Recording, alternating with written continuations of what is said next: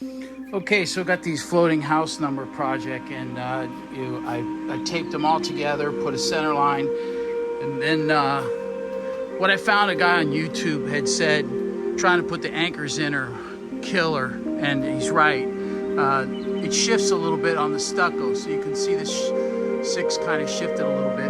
But what I did find is the best method at this point is to drill the holes and then go ahead and put some construction adhesive in there. They can sit on here and then you can put them on. So yeah, first time, they're not perfectly level. Oh well. The construction adhesive is better, I think, than the anchors. So the numbers are done. The reason I did is sometimes delivery people have a hard time. So it's about 50 feet, 45 feet to the approach, and you can really clearly see the 10-inch sign. So there's a table where you can determine height, but I think bigger looks more modern, so you can see how they came out. Again, the secret there was on stucco surfaces.